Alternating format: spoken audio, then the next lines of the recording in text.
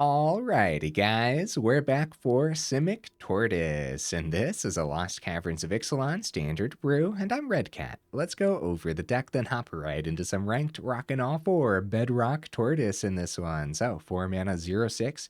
As long as it's your turn, creatures you control have hexproof. Oh, okay. That actually seems pretty good, right?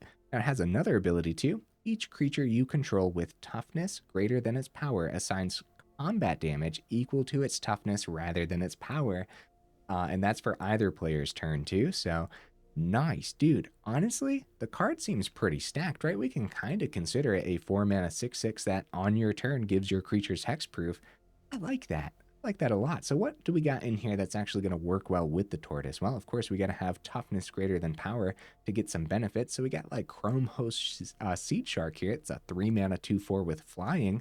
Whenever you cast a non-creature spell, incubate X, where X is that spell's mana value. So the extra incubator tokens could go a long way, especially since they count as artifacts as well, because we also have Akal Pakal. Akal Pakal? Yeah. First among equals, 3 mana, 1/5. So if the tortoise is on the board, this is dealing damage with its toughness, of course, so 5. So like a 3 mana 5/5 with tortoise on the board. That seems wild, huh? Anyways, at the beginning of each player's end step, so that includes your opponent, of course, if an artifact entered the battlefield under your control this turn, look at the top 2 cards of your library. You may put one of them into your hand and the other into your graveyard. I like that it doesn't say like draw to. It doesn't say like scry to draw. Instead, you're looking and you're putting it into your hand, so it does work well with like Shieldred. It doesn't punish you when your opponent has Shieldred, you know what I mean? So pretty cool, man. And we have other ways to get artifacts onto the board, including on the opponent's turn too, like Cogwork Wrestler, a 1 mana 1/2 with flash. It is an artifact creature. When it ETBs, target creature and opponent controls gets -2/-0 until end of turn, which honestly could be pretty good. Obviously, you could flash this down, have something go -2/-0, and then block that thing so that way the wrestler doesn't die too. And if you're flashing this out with Akal Pakal on the board too, then you get an extra card value into your hand. So all that sounds really cool. Toughness is greater than its power as well. So while the Bedrock Tortoise is on the board, you can kind of think of it as a 2/2 when it's swinging in and blocking and stuff. So really neat, man. Actually, this reminds me, this was actually a Discord discussion, guys. So I put a Discord discussion because it wasn't really a Discord suggestion. Either way, though, thank you guys for having that discussion over in the Discord. It definitely piqued my interest, and then I went ahead and built a Simic version of this list. Some stuff in the discussion was like catapult fodder. That could have been sick, dude. I didn't necessarily want to go salt high this time round. Maybe next time, if you guys enjoyed this list, then definitely let me know in the comments. Of course, we haven't even gotten to the games yet, but still, you know, let me know after the games or whatever. Like Ancient Lumberknot has that same ability as the tortoise. Each creature you control with toughness greater than its power assigns combat damage equal to its toughness rather than its power. This could have been cool too. It's actually wild to think about how much better that Bedrock Tortoise is. But like having this as a 5th ability in the deck could be neat enough to at least try Sultai sometime, right? I'll go over the rest of the honorable mentions in just a second. We have a lot of tempo packed in, actually. We have 4 Fading Hopes, just bouncing stuff back to the opponent's hand sounds good. Scry also sounds good. Opting for a Spell Pierce this time, hopefully it actually hits its mark this time around for me too.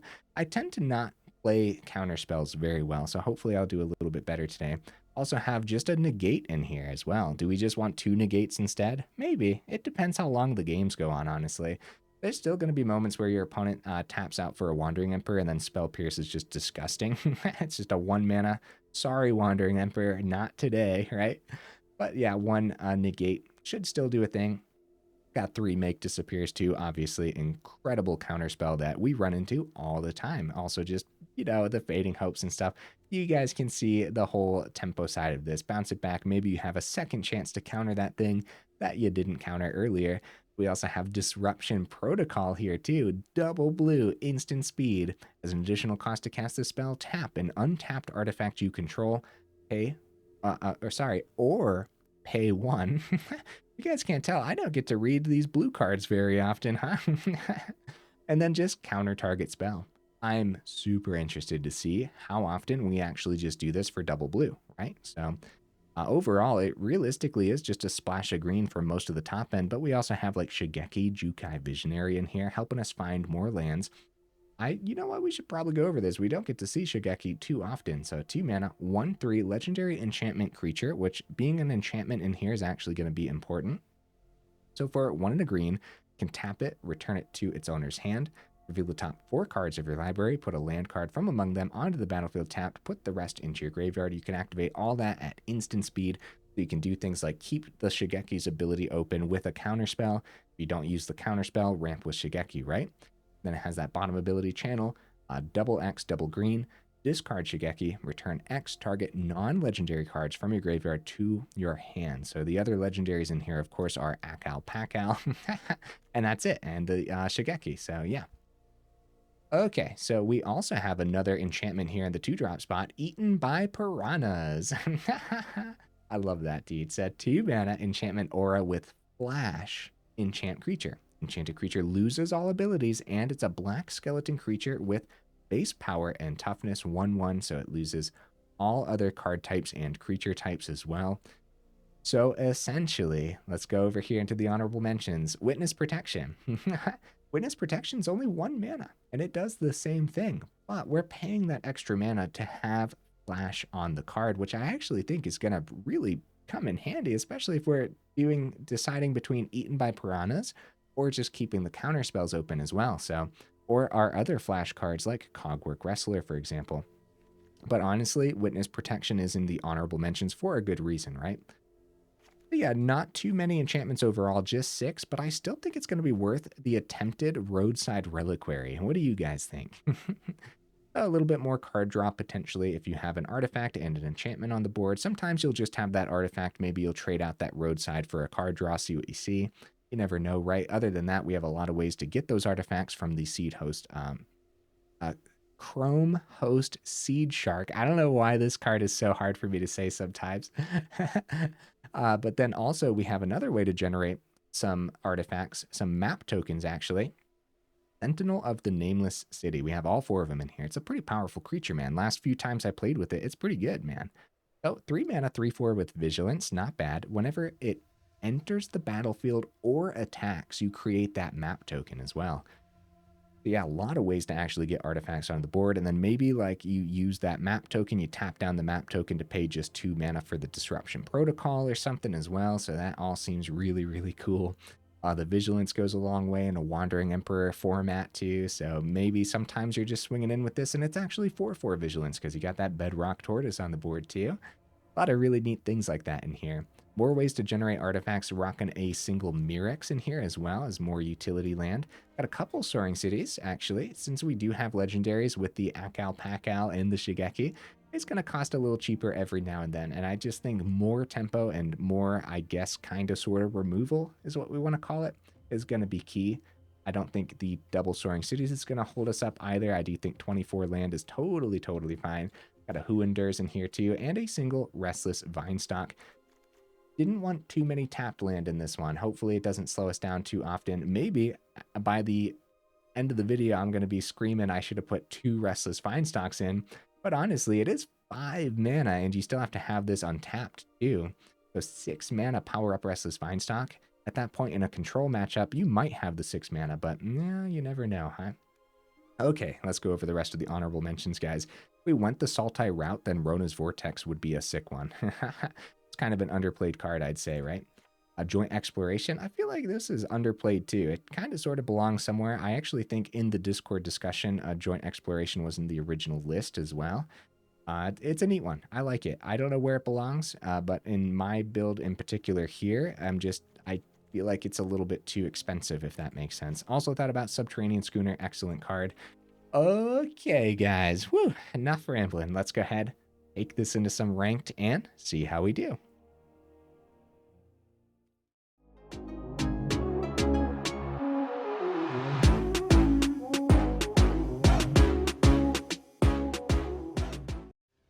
Okay, we'll see if we can get right into that first match. Heck yeah, we do. What am I expected from the build? Oh, guys, at some point I gotta stop playing jank, right? No, never. Always the jank. Ooh, good hand. We go first. Oh, nice, dude. Now, while I am expecting jank, I always say it, I wouldn't be playing it if I wasn't expecting a fun time, too.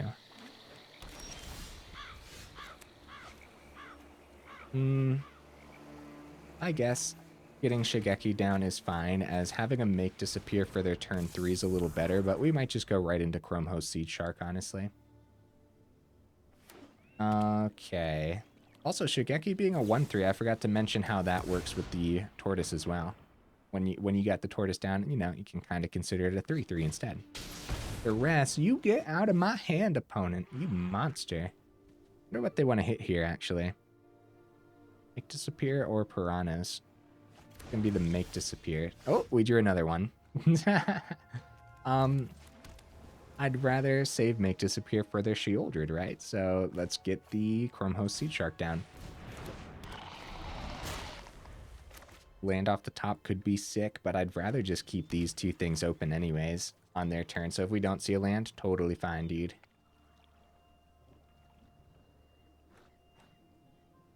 See, like, up against a mirror, this could be anything. Like, it could be any kind of Dimir, dude. This could be the type of Dimir that runs, like, Graveyard Trespasser. They just pass it back, potentially. Potentially counter spells, then. And they don't know we drew the second make disappears, a big thing there. Sentinel's really good. I'm gonna start with a swing. See what happens. Get the 2 through. Yeah, let's just keep the make disappear open, dude. Instead of letting something get countered, let's keep our own counter open. Like they are gonna pass it right back because of their tapped land there. Okay, another Tortoise. I guess we swing for 2 and same concept. Keep the make disappear open. That's worthwhile. I'd say that's worthwhile. Especially since we get an incubator too. Like that's not bad. Ooh, well they only have 1 mana. Do we want to go Tortoise? Oh heck yeah, we do. Hexproof on our turn. Now, so that means all of their instant speed go for the throats and stuff. They're gonna want to dump out on their turn. I mean, that could be huge for us, man.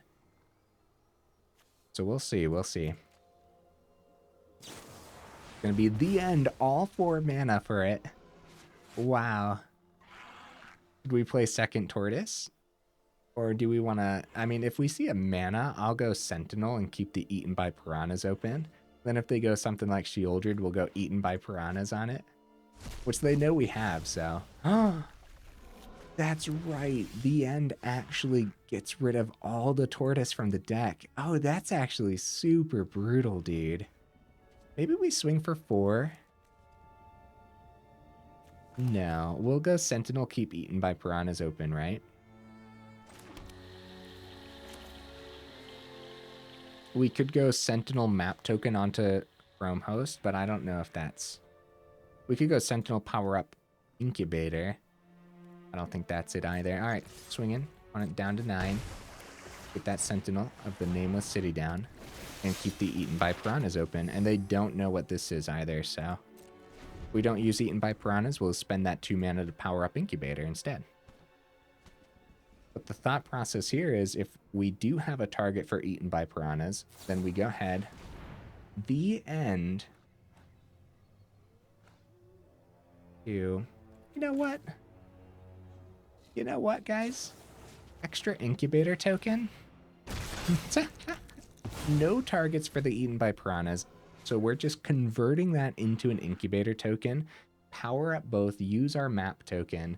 That'll be, what, 7, 8 potential damage next turn. The End is a very scary card as it kind of takes massive strategies out of the build. Ooh, Disruption Protocol. We should keep that open, right? We should keep that open for sure. So let's make sure I don't mess this up then. And instead of using the map token is what I'm getting at. We'll have 2 and then tap the map token for the Disruption Protocol. Oh. Yeah, that's fine. One is down to 2.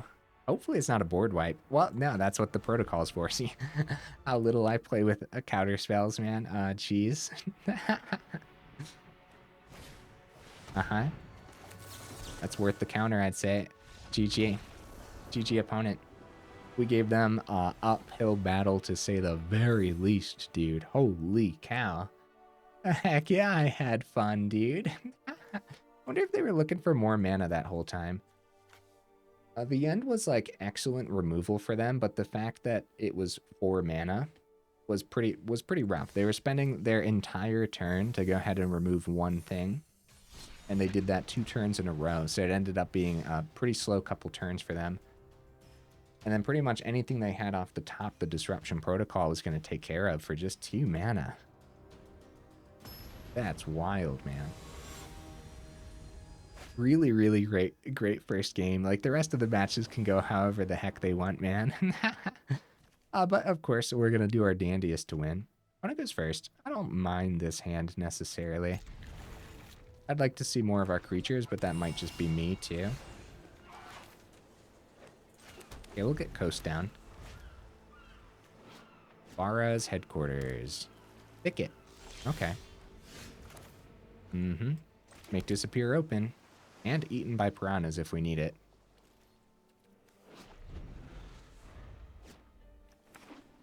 Third mana comes down. Topiary Stomper? Broker's Ascendancy. Oh, I don't think so, buddy.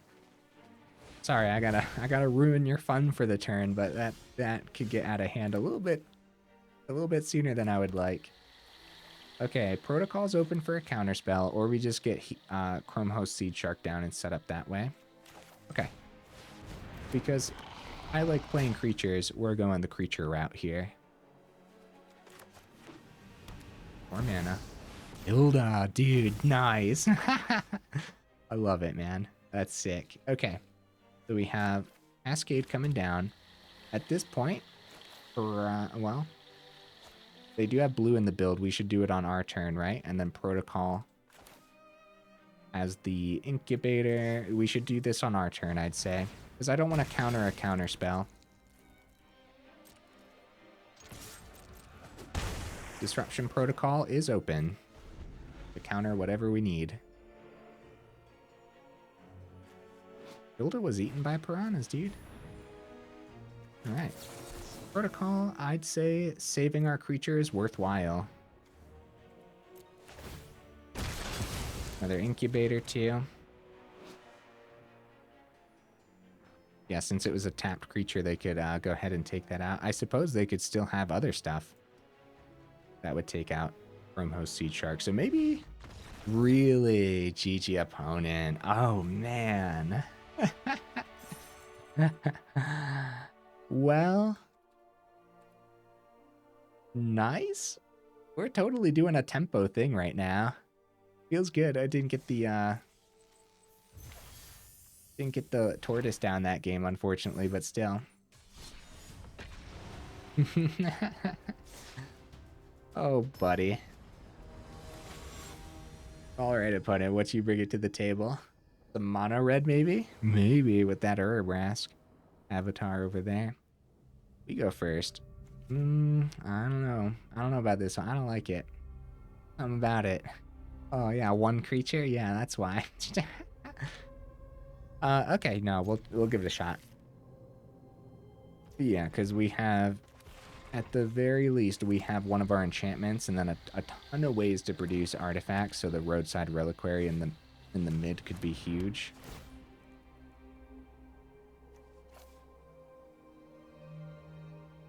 Okay, I think it's an island, but I'm a little concerned about getting rid of the island. You know what I mean?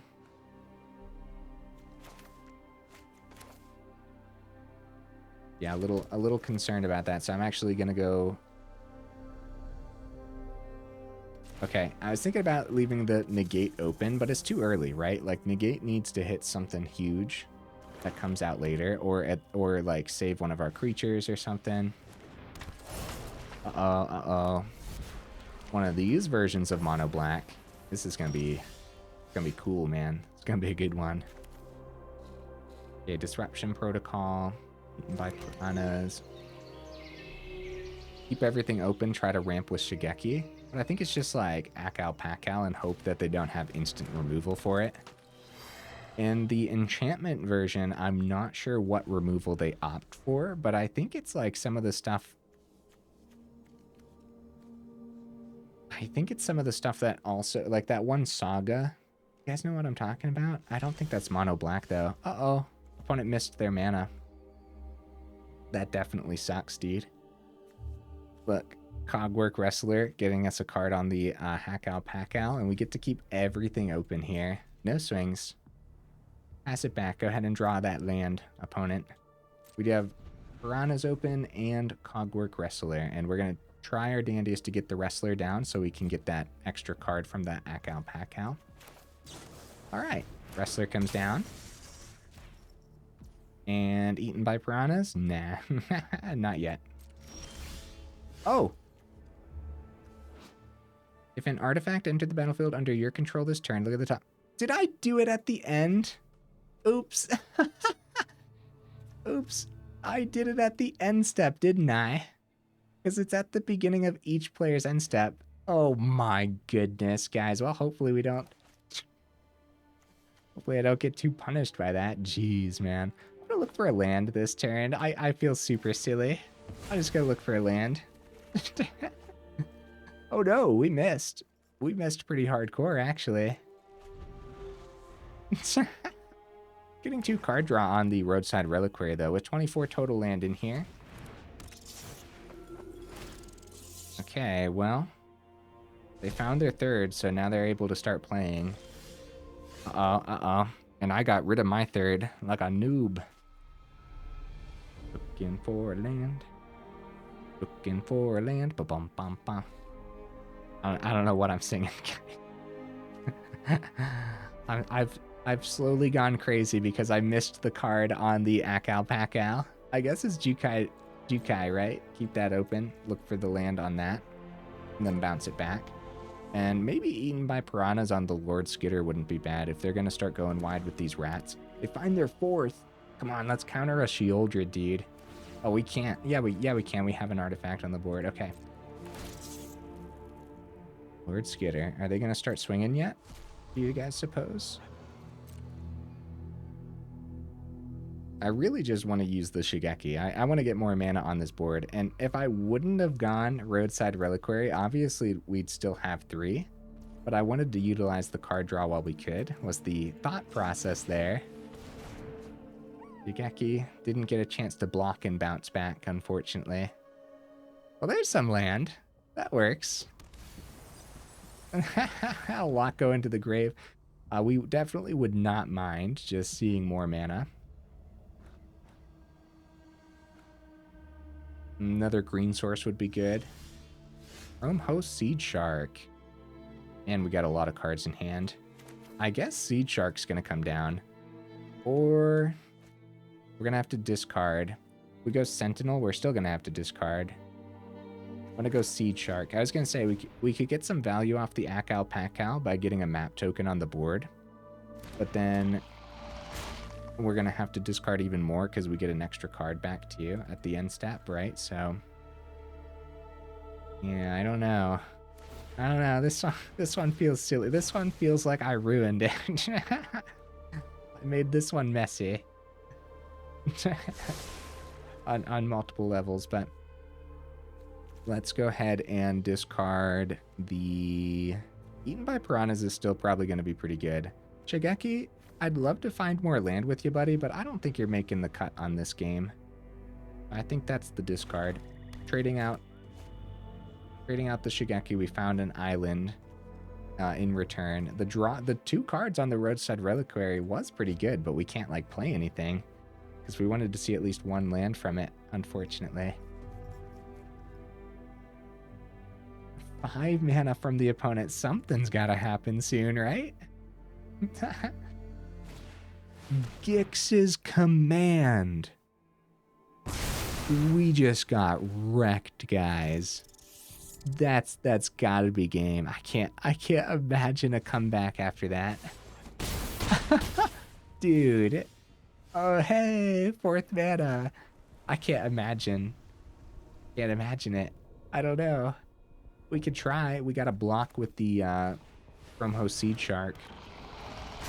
Hopeful. Well, Fading Hope is open, and then we have a 1/1 incubator next turn off of that.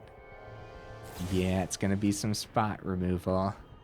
I think it's over, guys. Probably their 3/3 Hex Mage, because then when they have to play it again, I guess they just put the curse over there. So before combat, let's ditch the... I guess that doesn't even help too. They just play it and then they still get a rat. Bedrock Tortoise. Hey, that blocks really well. You know what? I'll keep it because I'm pretty sure we lost. Because they're swinging with 6. They still get an extra rat here too. The only thing we stopped was 3 damage coming through. And I feel like it's a similar concept if we bounce the Hex Mage and they plug that curse onto a 1/1, but if we bounce the Hex Mage and they get an extra curse, that's more stuff for them to sacrifice. You know what I mean? If that makes sense.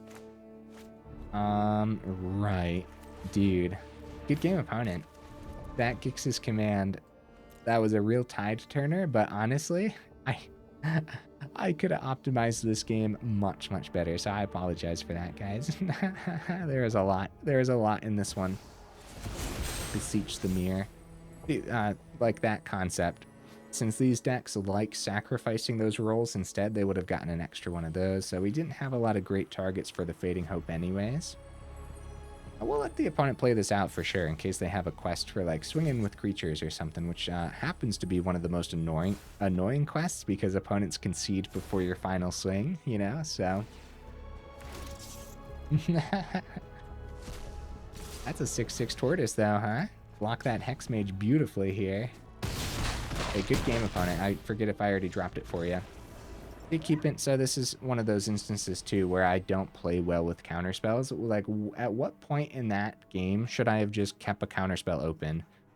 Like, when they had their 5th mana, countering this Gix's command would have been absolutely huge for us. So what should I have done? I guess keep the Negate open, but we don't know what's in the opponent's hand. But I guess with counterspells, you're trying to anticipate what they could potentially play and then optimize that way. So, yeah, tricky, man.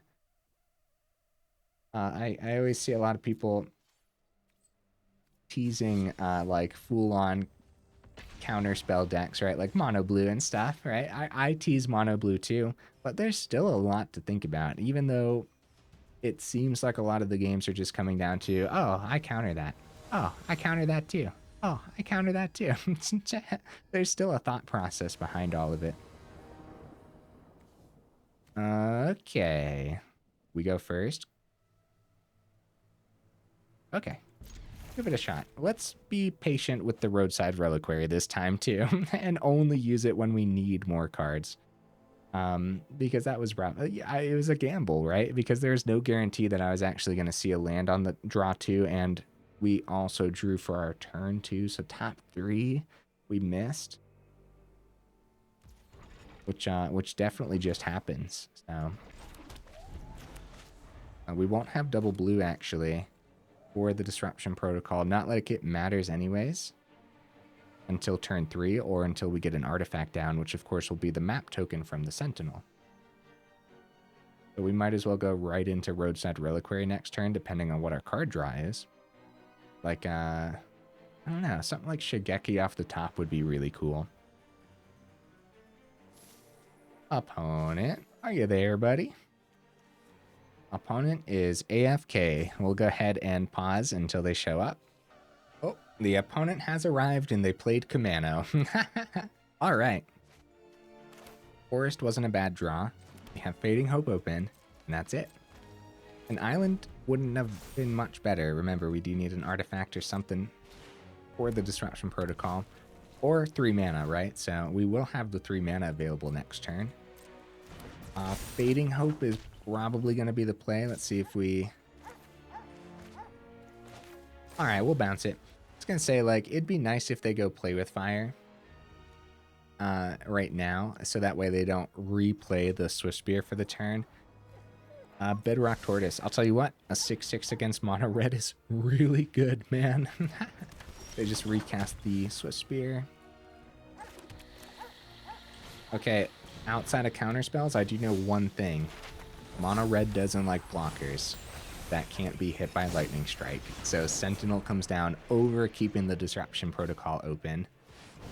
Mechanized warfare, that's going to be rough, man. Pass it back. More land, not terrible. Do they double block this Sentinel if we get the Tortoise down? Probably not. Probably not, right? I'm swinging.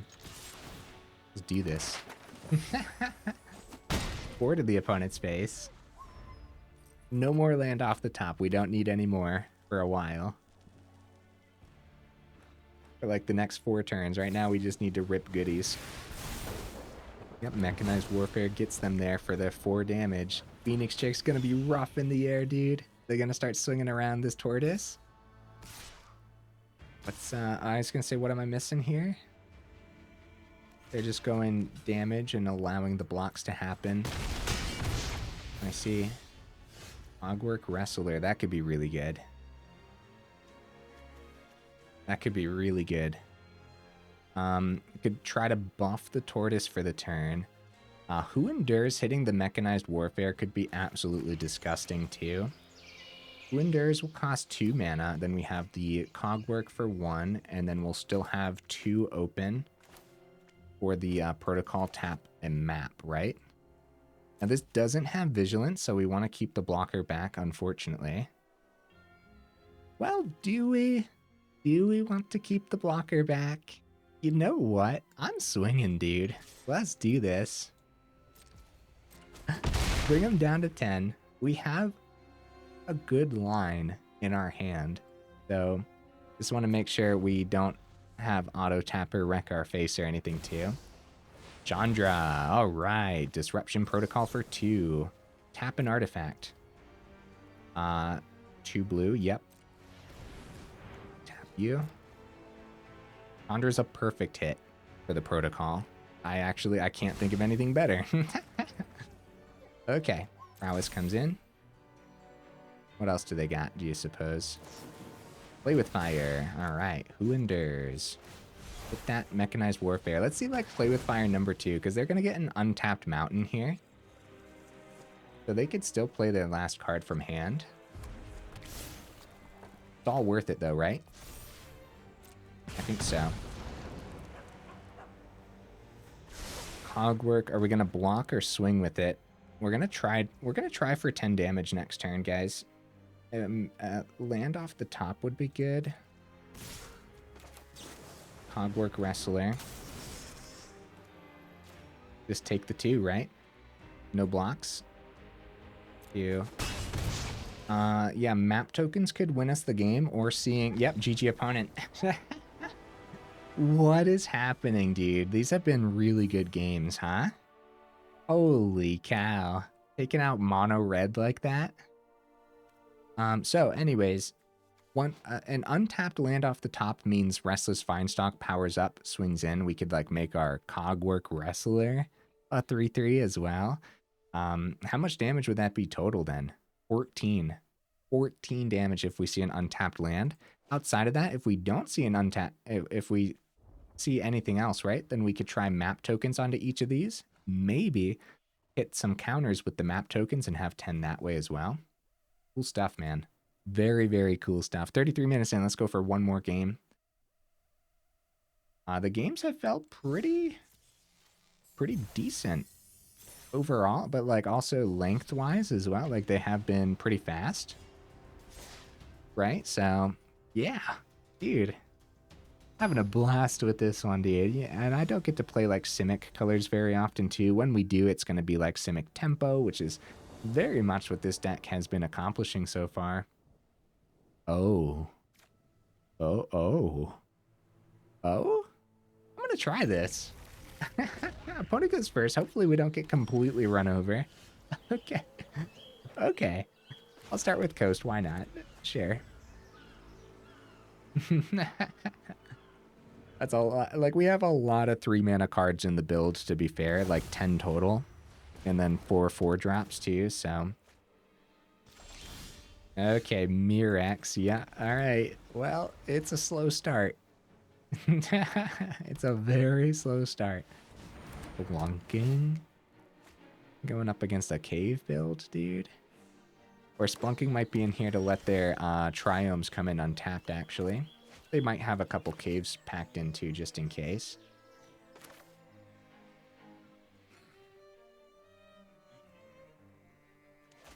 Alright, we'll get that Mirrex down. Because we're not necessarily looking to mana fix with it. We could have gotten Mirrex, called green on the Mirrex to play Sentinel, but I actually want the Chrome Host Seedshark down over the Sentinel instead. And getting Mirrex down now does give us an option to potentially play a land, keep Mirrex open with something that we draw off the top too. So that was the thought process behind that. Eaten by Piranhas. See, like, we could totally keep that open if we wanted to, but it's just going to be Tortoise for the turn and hope that they don't wipe the board, right? Swing for 4. That's sick, dude. And hexproof on our turn, once that hit too, means like the flash domain, the popular opponent. It didn't have to be. Didn't have to be the board wipe. Honestly, they played that pretty fast too. I do wonder, they must not have too much spot removal in hand, because we only had 2 creatures, guys. We could establish a board state pretty fast. So I bet they have another board wipe in hand as well, unfortunately. Sentinel number 1, eaten by Piranhas. We're going to keep this open, because it'd be interesting to go ahead and eat Atraxa.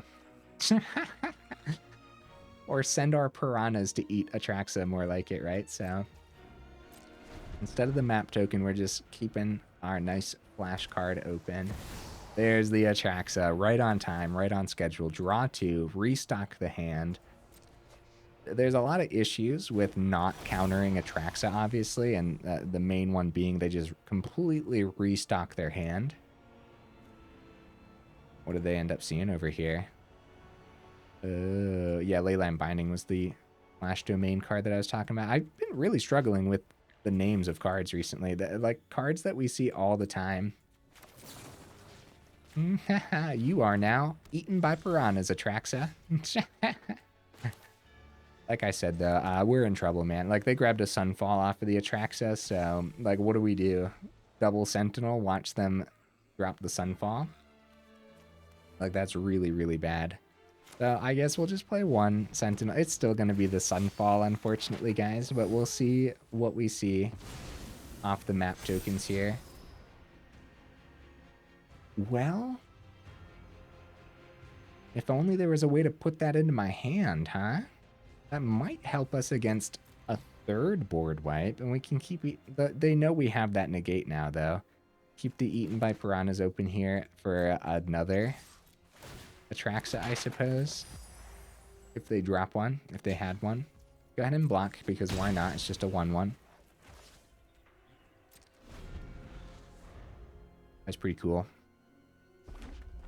If nothing else from today, we got to sick our Piranhas after Atraxa. Archangel of Wrath, dude. Fully powered. They're gonna probably go for the Sentinel. Stuff. You are now eaten by Piranhas, though. That way you don't get lifelink. Right? It should just be, since it lost its abilities, it should just be normal damage. Right? Is that how that works? I wasn't watching their health. I think they've been at 22. That's pretty cool, actually. Eaten by Piranhas, totally doing a thing. Leyline Binding. And they're saving that Sunfall, too. Restocking their hand with up the Beanstalk. Hey, maybe they'll mill themselves out before they're able to win, right? Maybe. Let's just keep up the pace with the tempo. Okay, so we go Sentinel. We have our negate, and they know we have our negate too. We don't have the 3 for the Mirrex, so we're just gonna go map token, see what we see. Keep our 2 open. Chrome Host Seedshark. Nice, I'll keep that. And turn. That's a nice stocked up hand you got there, buddy. Lunking. Yeah, we want to keep the negate specifically for a board wipe or something that's going to devastate us, and I don't think it's Splunking number 2, you know what I mean? As a matter of fact, we really don't want to hit anything that's drawing them cards. They pass it back. So Seedshark can come down. They know what both of these cards are, by the way. I'm going to start with the swing, actually, see what happens here. They've officially drawn like 11 more cards than us, guys. That's something else. Go ahead and block, because why not? And then we have 3 open. We have the Negate. I suppose we could have gone map, but they were going to chump regardless. So putting our counters wide like this is pretty good, I'd say. Cogwork Wrestler. I'm going to send that. We're looking for bigger threats. And keep the Negate open for when they try the Sunfall. Leyline Binding. Draw 2. Yeah, dude, they might mill out before they have a chance. We're going to let this hit, too. They're going to hit the Seedshark. No worries. Like I said, I think we're waiting for the Negate to hit something that's truly, like, just going to destroy us. Populate. I guess if we counter, then they go Sunfall. That's a lot of resources for them. All right. Negate, and then they go Sunfall for the rest of their mana. And then they draw another 2. They're like, we're kind of, sort of, in Herd Migration. We didn't know they had that, right? I mean, we knew they had it in the deck, obviously, but like, dude, now we're in danger. See what we see on the map tokens here. From host Seedshark. Nice. I don't mind that at all. Generating Mirrex. Tokens. We could keep the island in hand to see if they play around certain things. If we get a second counter on this, they'd have to triple block. We take out 2 of their beasts, but then we're in danger. So we just want to keep it as a normal blocker, I'd say, right? Because a triple block would be very likely from them, I'd say. And yeah, like I said, they might play around this like it's a counter spell. They're down to 28 cards, guys. They've drawn 15 more cards than us. We're taking 12 here, unfortunately. From host Seedshark does block these pretty well, but all right, let's generate that Mirrex token. That cannot block, by the way. Go ahead. Get the Chrome Host Seedshark down. Buff it on up. 1, 2. So we go down to 1. Bedrock Tortoise. Dude, let's keep that on top. You never know, man. I suppose we full swing. The 1/1 can't block. We're generating map tokens. I guess we should have full swung before we did anything else. Brings them down to 16. All they need is single spot removal for one of our creatures, and then it's 9 go into face.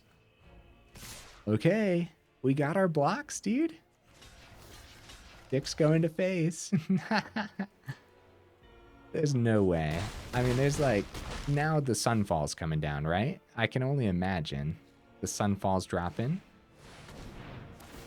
Okay, draw 2.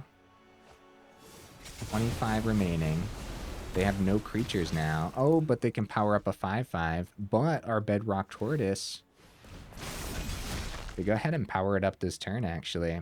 Bedrock Tortoise does block that, but all they need is single removal.